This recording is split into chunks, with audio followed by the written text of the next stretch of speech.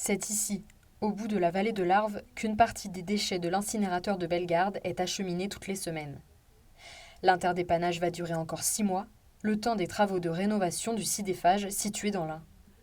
Le collectif Colère Pure, qui lutte depuis des années contre l'existence de cet incinérateur, a écrit au préfet pour dénoncer ce nouvel arrivage. En fait, on a une topographie ici à Passy-Chêdes qui nécessite aucune source de pollution. Pas assez d'air, manque d'évacuation, trop grande concentration de polluants. Selon une étude d'impact écrite en 1992, cet incinérateur n'aurait jamais dû être construit ici.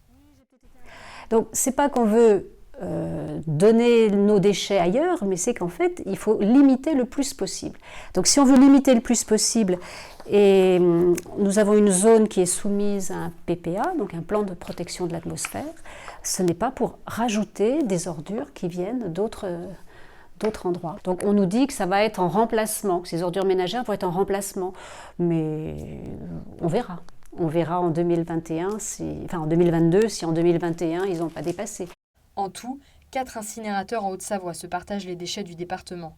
Et c'est l'administration du Sitom Pays du Mont-Blanc qui a accepté de prendre en charge ceux de la station de Saint-Pierre-en-Faucigny, donc 150 tonnes par semaine. La direction n'y voit aucun inconvénient car ce nouvel arrivage respecte la capacité maximale fixée par l'État de 60 000 tonnes de déchets incinérés par an à Passy.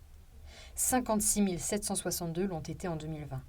Parmi ceux-là, 40 tonnes proviennent des 20 communes du Pays du Mont-Blanc et 15 000 autres du reste du département.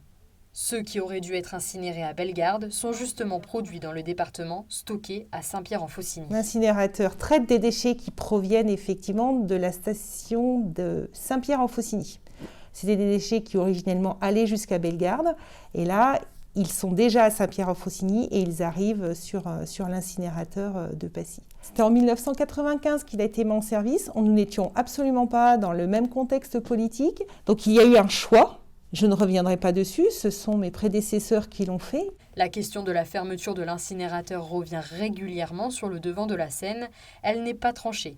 Pour rappel, le site de Passy produit 0,02% des émissions de particules fines dans la vallée de l'Arve.